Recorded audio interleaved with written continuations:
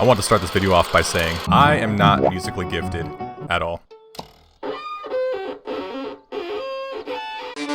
If you give me an instrument and tell me to play a song or else the entire world will blow up, well my guy, you better start saying your goodbyes because that's definitely not happening. Is this how you face me, coward? Actually, you'd be deaf from hearing me play first, so it would probably sound more like this. Hi-Fi Rush is a rhythm action adventure game. Oh my god! And before you roll your eyes and click off this video like a beta male, just give me a chance to explain myself. This game can honestly be a contender for Game of the Year 2023. No, I'm not joking. The gameplay, music, visual aesthetic, voice acting, humor, polish, Korsica. This game oozes so much style, it could compete with Sam Smith. This is a beautiful woman. Look at those legs. Anyways, let's get into it. As a quick summary, you play as Chai, a 25-year-old dude who just wants what most people want. However, the world has other plans, as he is instead implanted with a new robot's arm. Dude, just imagine how fast you could spin a glizzy with this thing. And a crusty OG iPod. The company doing all the machine surgery is Vandelay Industries, ran by Kale Vandelay, who was literally just Handsome Jack, but like if you hit the invert color button. What in the hell am I looking at? This magic iPod gives Chai the ability of vibes, being able to feel the beats of the world. This power allows him to try and escape from being destroyed as a defect and thwart Handsome Kale's secret evil plans. Before anything else, I want to talk about the visuals and presentation of the game. This may shock you, but this game did come out this year, less than a month ago actually. Look, if you're the kind of person who's like, I cannot see the individual skin pores on the character's face, therefore this game sucks. I am very intelligent. Then your parents were probably related before they were married. And I'm sorry you turned out this way. I'm so sick and tired of people saying a game is good just because it visually looks complex. Because clearly, that's not how things work. Art style will always win over pure graphical fidelity. And the fact that this does look like some PlayStation 2 game honestly gives me such a warm, cozy, nostalgic feeling. It reminds me of games like Ratchet & Clank, Crash Bandicoot, and most of all, Sly Cooper 3. All absolute bangers, by the way. This game doesn't look ugly by any means, and it has a level of polish that's almost flawless. No visual bugs at all apart from occasional wonky camera angles. The transition from gameplay to cutscenes is just so seamless. You almost got him! Dude, I love the style so much.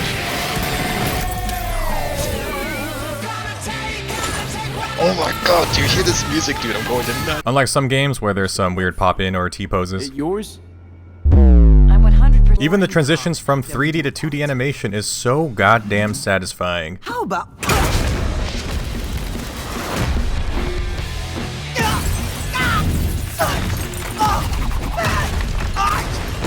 My brain neurons are doing Fortnite dances. The best part about this game though is that every single thing moves to the beats of the music. It gives the world such an alive feeling. Looking at this game in motion is like watching one of those oddly satisfying videos of some dude cutting sand or something. Everything matches up. Bring it on! Including the gameplay and combat. Fight! The beat is ingrained in Hi-Fi Rush's combat. Just as the world moves to the beat, so do you. Pressing your attack buttons on beat with the music lets you deal bonus damage. It allows you to pull off some of the sickest looking combos I've seen in a while.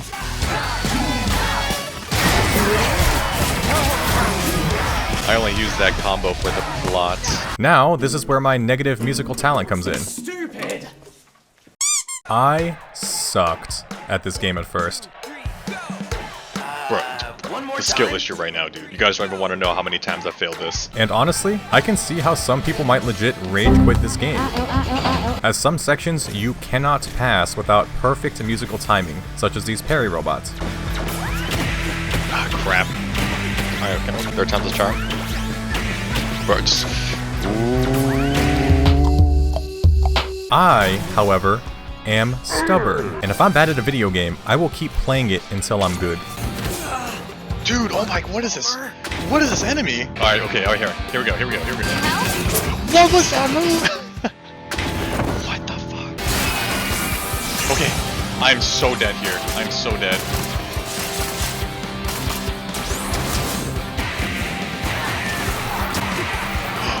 Okay, I survived. I fucking survived.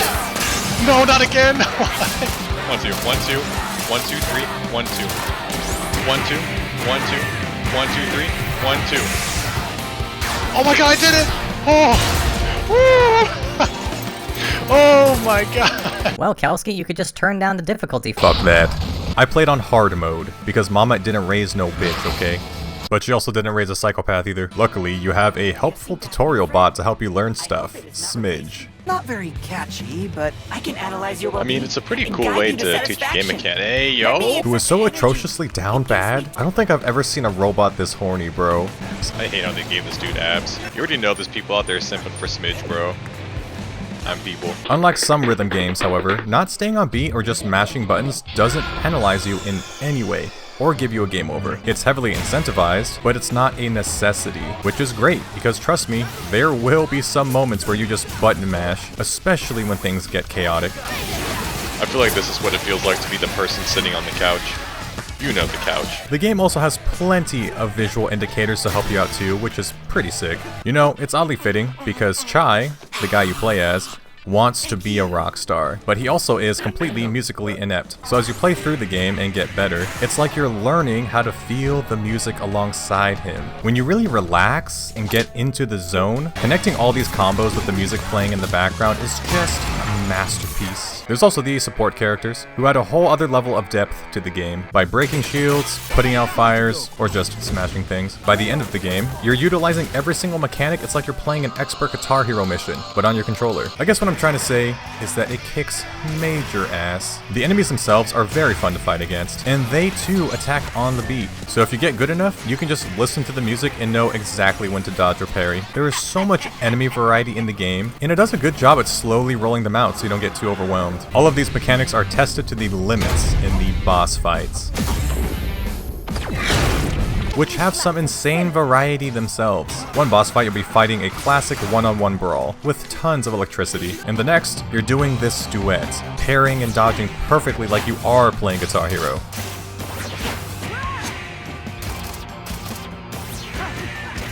This is so much fun, dude. And then you find yourself fighting a Deviant Art furry.